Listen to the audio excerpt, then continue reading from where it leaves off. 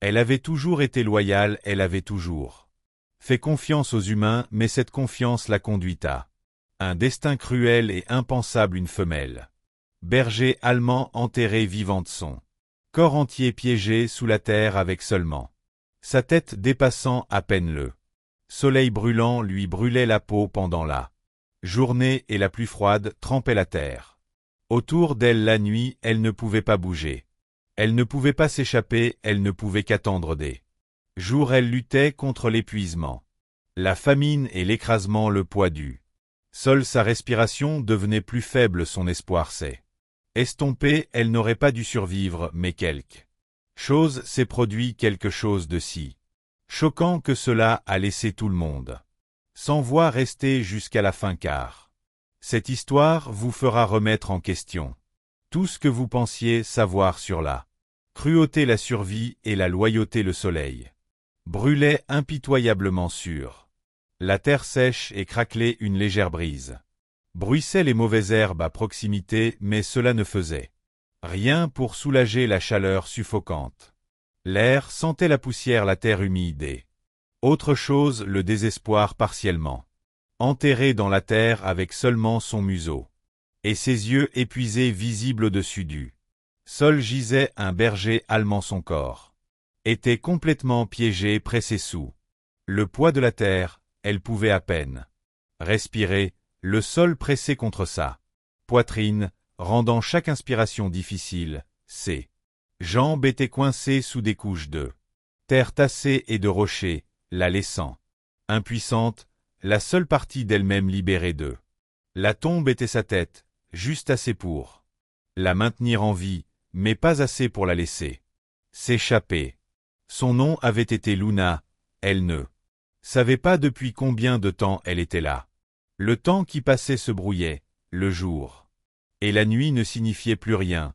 Tout ce qu'elle connaissait, c'était la douleur, la soif et la lente et angoissante prise de conscience que personne ne viendrait la chercher. La trahison était arrivée rapidement.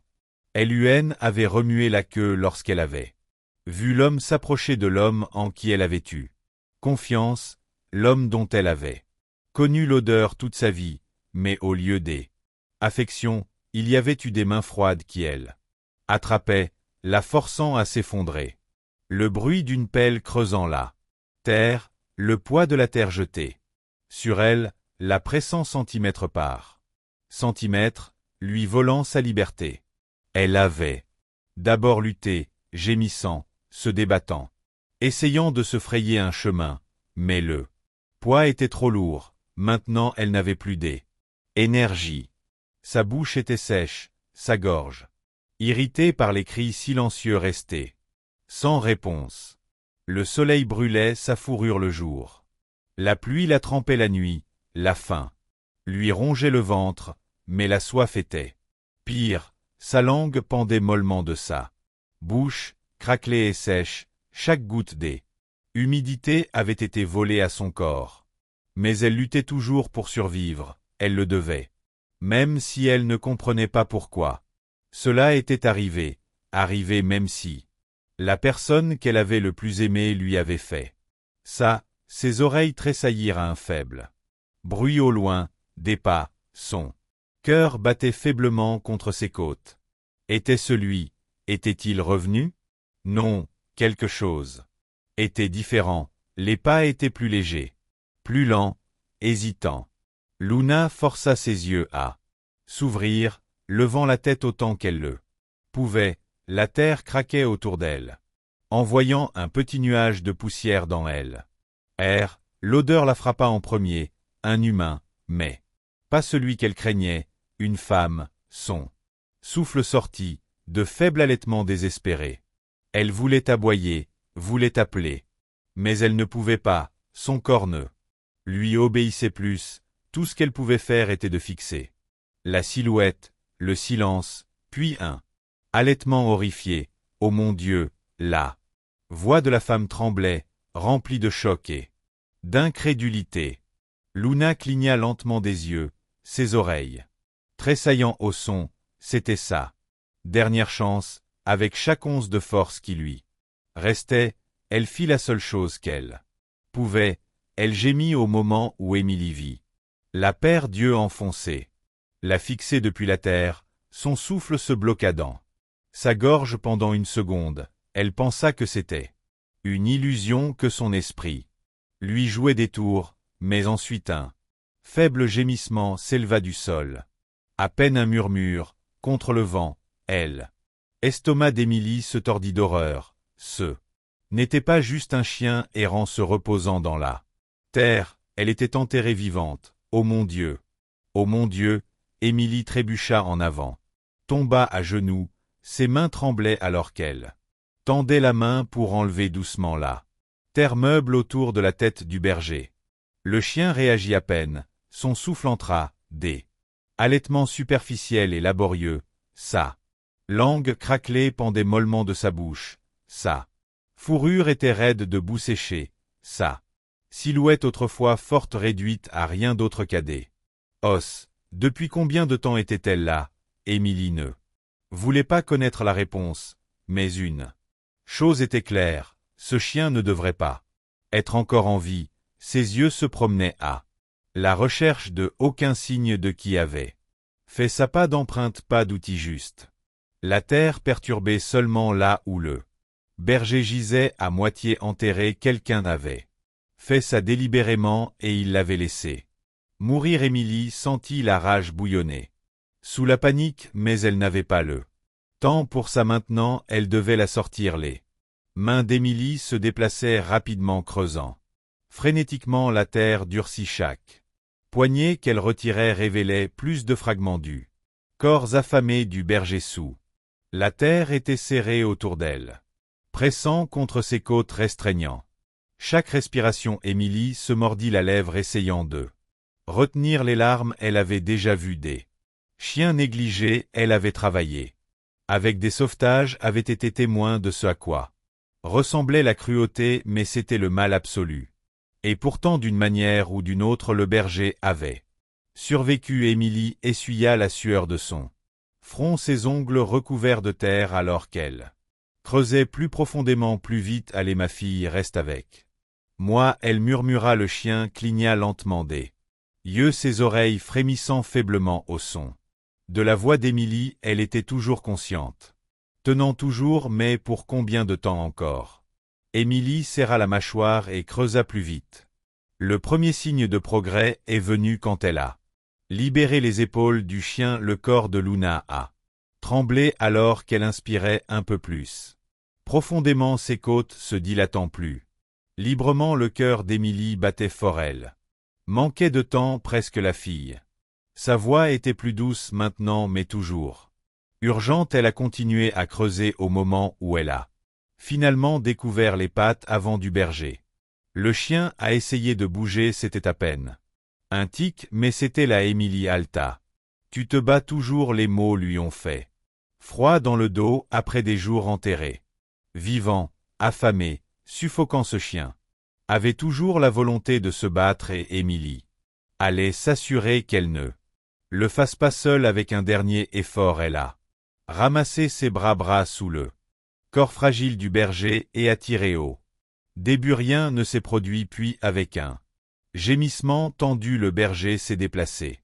Émilie a enfoncé ses talons dans la terre, se préparant, et a tiré à nouveau. Cette fois, le chien s'est libéré. Luna s'est effondrée sur les genoux d'Émilie, son corps si léger, si fragile. Émilie la berçait doucement, sentant chaque côte sous sa fourrure, chaque tremblement de ses muscles faibles et épuisés. Les larmes brûlaient les yeux d'Émilie alors qu'elle caressait la tête du chien. Tu es en sécurité maintenant. Pour la première fois depuis des jours, Luna ferma les yeux, sachant d'une certaine manière qu'elle n'était plus seule. Le corps de Luna était mou dans les bras d'Émilie.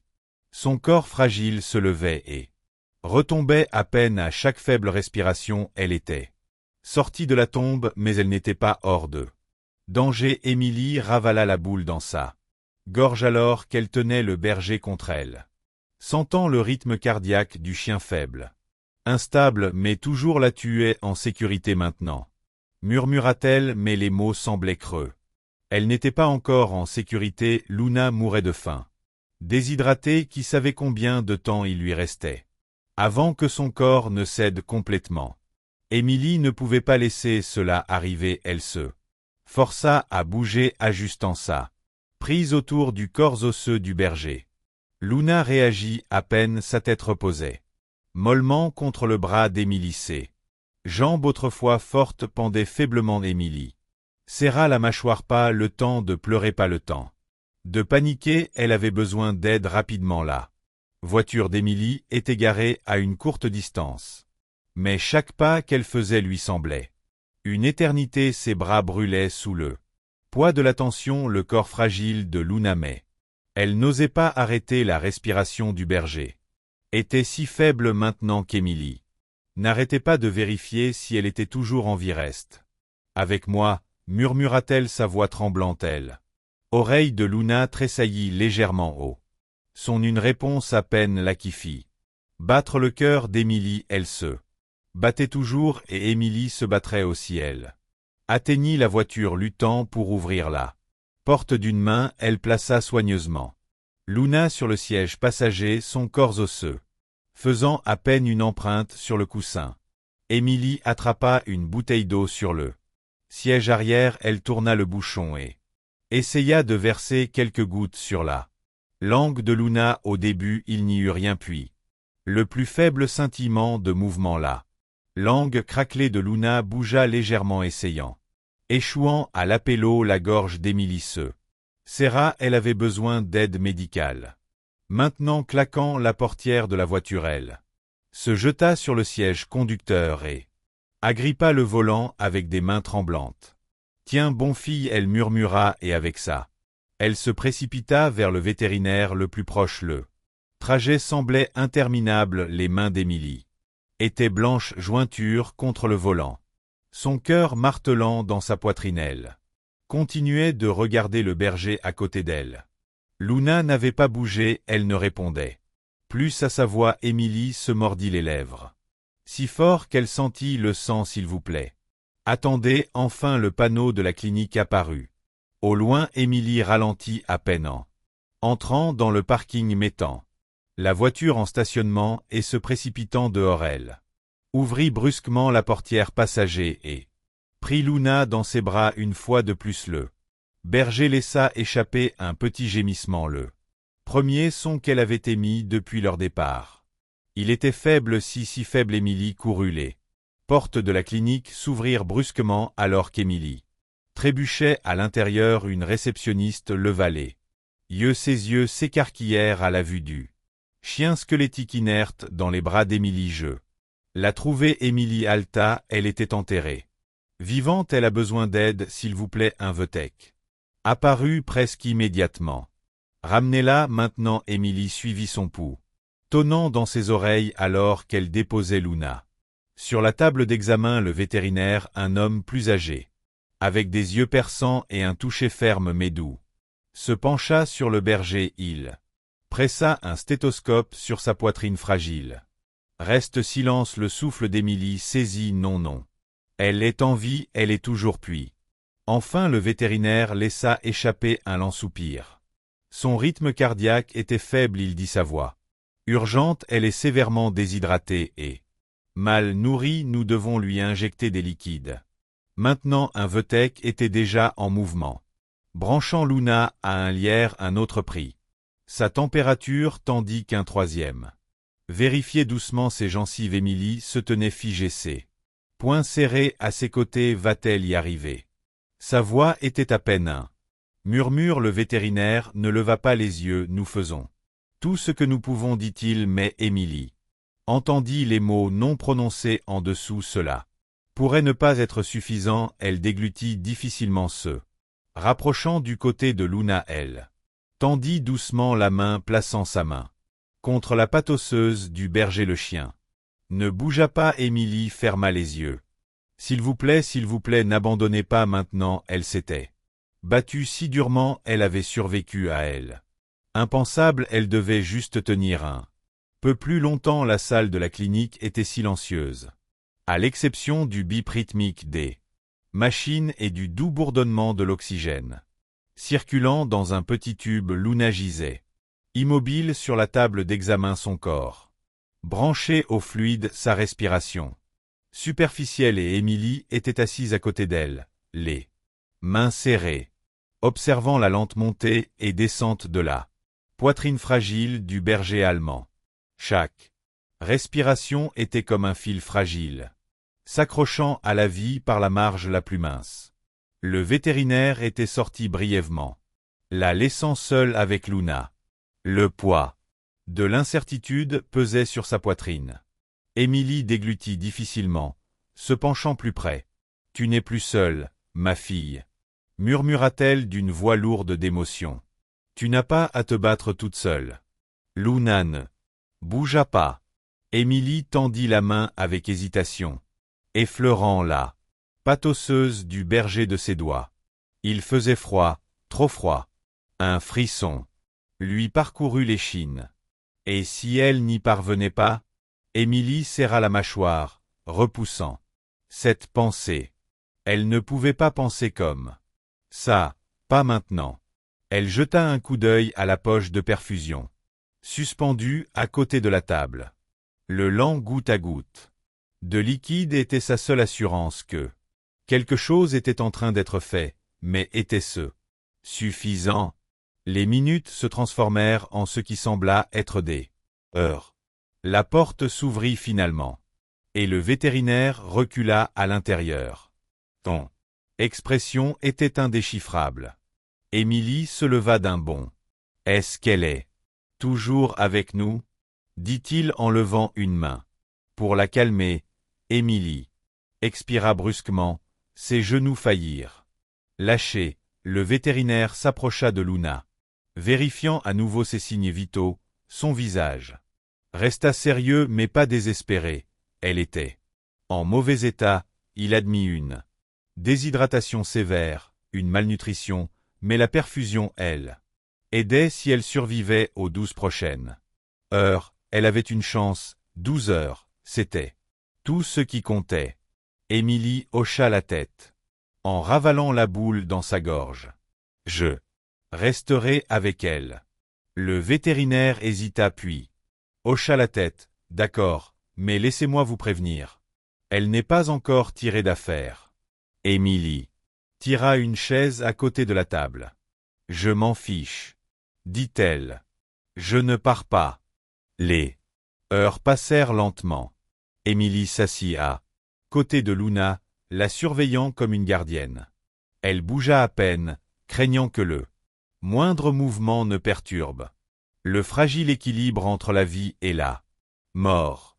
La nuit tomba, les lumières de la clinique étaient tamisées, projetant de longues ombres sur les murs. Émilie posa son bras sur la table, sa tête près du corps fragile de Luna. Elle se sentait épuisée, mais elle ne dormirait pas avant de savoir que Luna se réveillerait. Elle avait promis de rester au milieu de la nuit. Émilie se sentait quelque chose, un mouvement intique, son cœur bondit dans sa gorge. Elle leva les yeux, écarquillée. La patte de Luna, la même qui avait été autrefois molle et sans vie, avait bougé. Émilie retint son souffle. Luna pendant un moment. Rien, puis le plus faible scintillement des paupières. Le cœur d'Émilie battait fort. Les yeux du berger s'ouvrirent à peine ternes et troubles, mais ils étaient ouverts. Elle était toujours là. Émilie laissa échapper un souffle tremblant. Un sourire éclairant son visage tuait.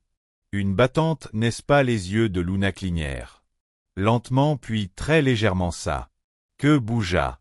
Ce n'était pas grand-chose, à peine un tic, mais c'était tout. Émilie sentit sa gorge se serrer. Elle allait le faire. Des larmes coulèrent sur ses joues alors qu'elle attrapait doucement la patte de Luna, la tenant dans ses mains. « Je te l'avais dit, » elle murmura. « Tu n'es plus seule. » Et pour la première fois depuis qu'elle l'avait trouvé, Luna la croyait. Le soleil du matin perçait à peine à travers les stores de la clinique quand Luna remua à nouveau. Ce n'était pas grand-chose, juste un lent et faible mouvement de sa patte, mais pour Émilie, c'était tout ce à côté d'elle toute la nuit, son observation, attendant, espérant que chaque respiration du berger ressemblait à Une fragile bouée de sauvetage en équilibre entre la survie et l'inconnu maintenant que l'aube projetait une douce lueur sur la pièce. Les paupières de Luna battirent. Émilie s'assit.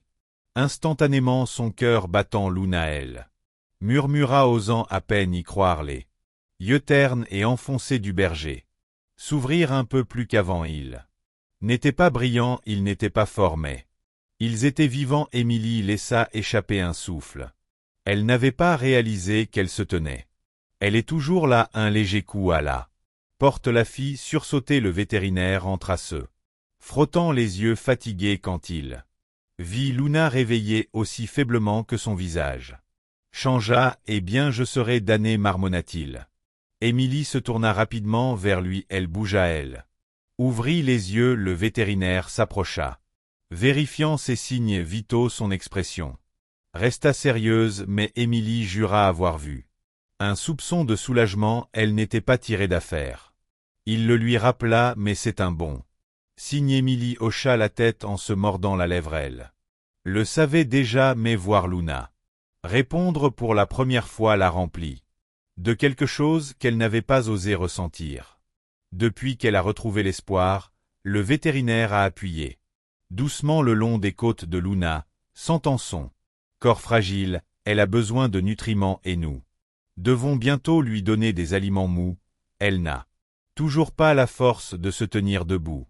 La main d'Émilie a retrouvé la patte de Luna, la serrant doucement. Nous y arriverons.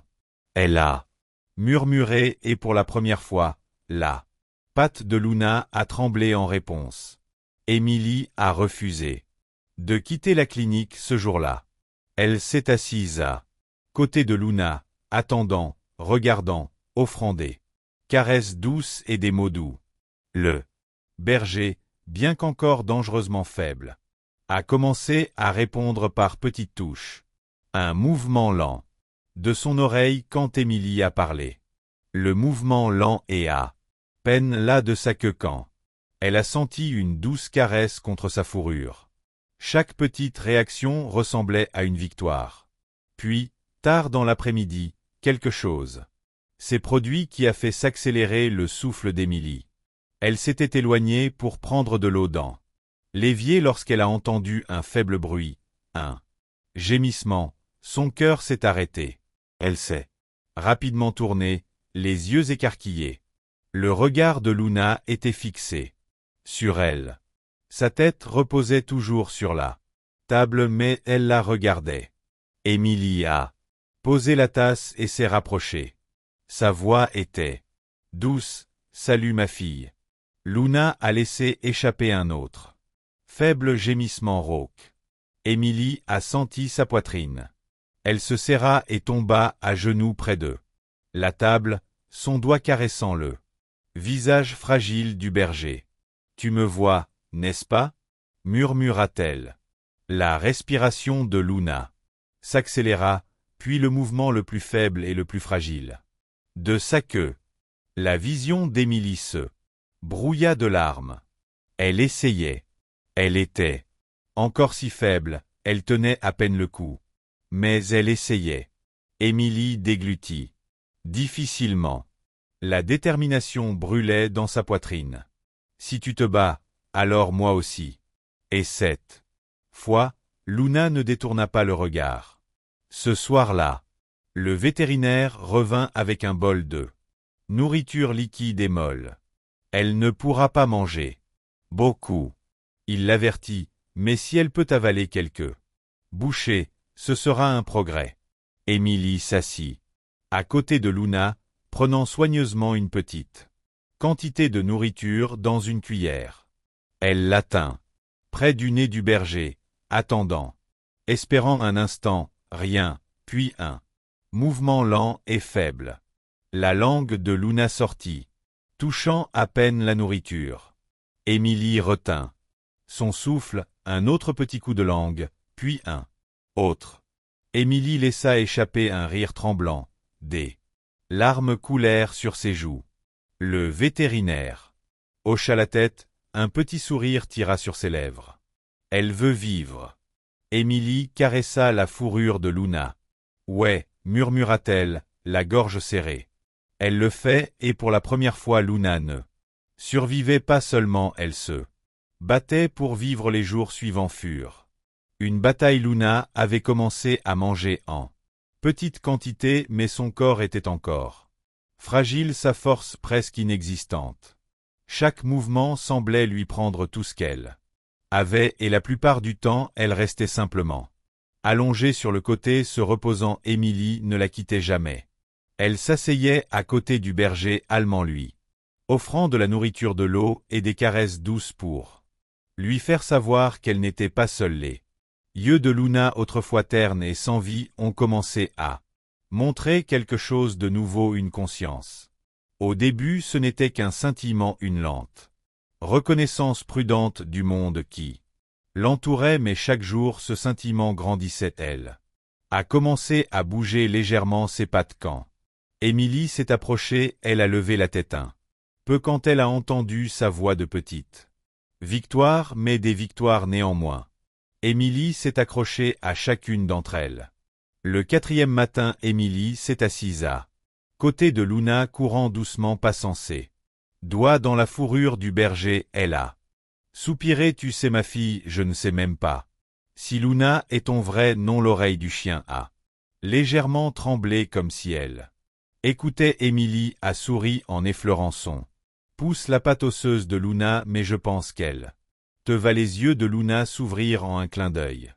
Ce n'était pas la première fois qu'elle répondait à la voix d'Émilie, mais quelque chose était différent cette fois. Elle n'était pas seulement consciente qu'elle regardait. Émilie s'assit plus droite. Salut. Luna ne bougea pas, mais son regard resta fixé sur celui d'Émilie. Le moment était petit, mais il semblait énorme. Pour la première fois, il n'y avait aucune peur dans ses yeux. Le cœur d'Émilie se serrassait. Vrai, elle murmura, tu es en sécurité. Puis un mouvement lent et délicat de la queue de Luna. Émilie ravala de dures émotions qui se bloquaient dans sa gorge. Tu reviens vraiment vers moi, n'est-ce pas? Luna cligna lentement des yeux. Son corps faible était toujours immobile, mais quelque chose dans ses yeux avait changé. Elle avait confiance. Cet après-midi-là, le vétérinaire est venu vérifier ses progrès. Elle réagit mieux, il dit prudemment en tâtant les côtes de Luna, mais elle a encore un long chemin à parcourir. Émilie hocha la tête. Je sais que le vétérinaire lui lança un regard sérieux. Émilie, si tu veux la ramener à la maison bientôt, elle va avoir besoin de soins constants. Elle ne pourra pas marcher tout de suite. Elle aura besoin de physiothérapie. Elle est toujours incroyablement faible. Émilie n'a même pas hésité. Je vais le faire. Le vétérinaire l'a étudié un moment avant d'acquiescer. D'accord, on va lui laisser quelques jours de plus pour la stabiliser. Émilie expira en se retournant vers Luna. Elle avait déjà pris sa décision. Elle ne partirait pas sans elle. 2 nuits plus tard, tout a changé. Émilie s'était endormie dans la chaise à côté du lit de Luna. Elle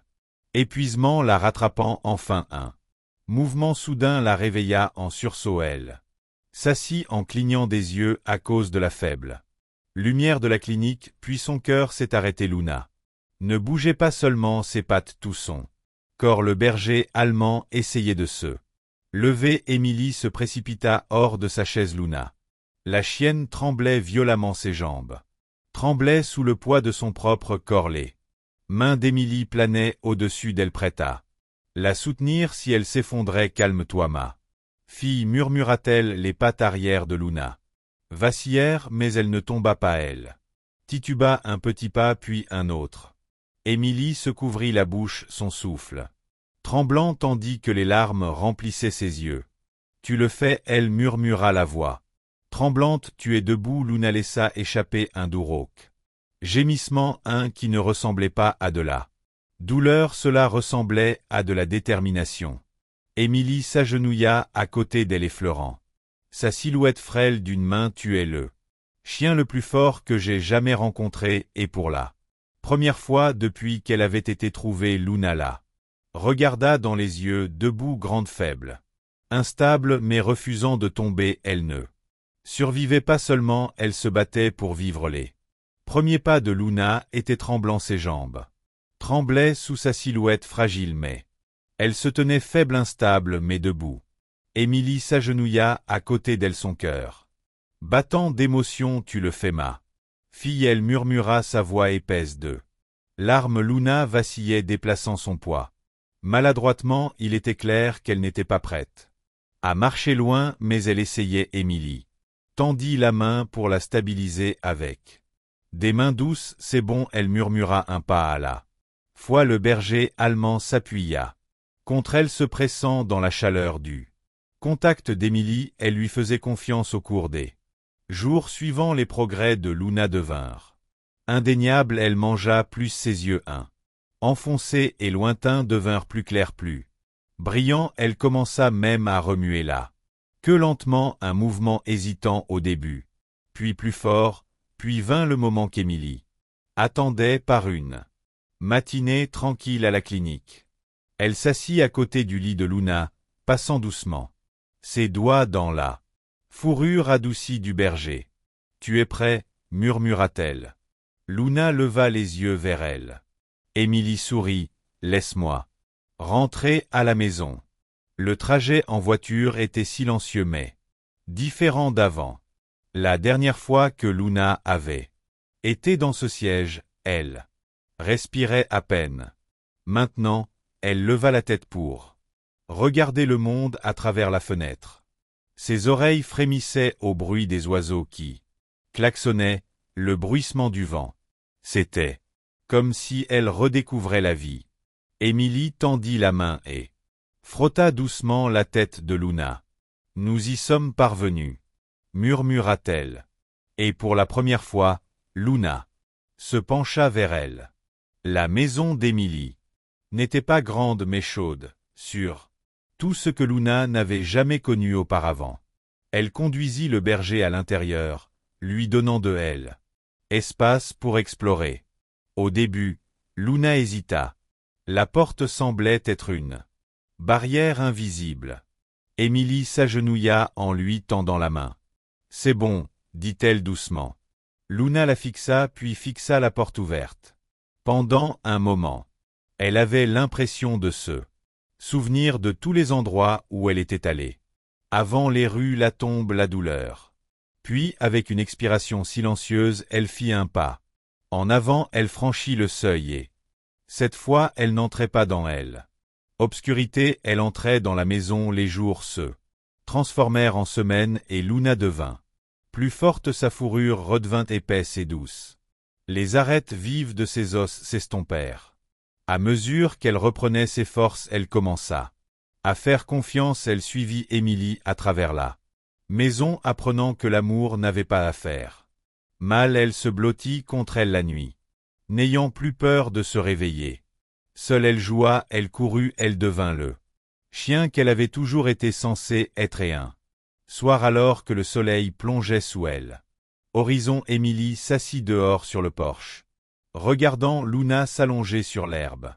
Pendant un moment, elle l'admira juste le chien qui avait été laissé pour mort enterré dans la terre, maintenant libre, vivant, prospère. Émilie sourit en tapotant l'espace vide à côté d'elle. Luna leva les yeux puis avec un lent remuement de la queue, elle trotta et s'assit. À côté d'elle, Émilie enroula un bras autour d'elle. Tu n'as jamais abandonné, elle murmura. Luna soupira en posant sa tête contre le flanc d'Émilie, parce qu'elle n'avait plus besoin de se battre. Elle était enfin à la maison. Le voyage de Luna prouve que même dans les moments les plus sombres, l'espoir peut renaître du bord de la mort pour trouver l'amour et la sécurité. Elle n'a jamais abandonné. Si cette histoire vous a touché le cœur, abonnez-vous à la chaîne, laissez un like et partagez-la avec quelqu'un qui croit aux secondes chances. Restez à l'écoute pour découvrir d'autres histoires incroyables de résilience et de survie.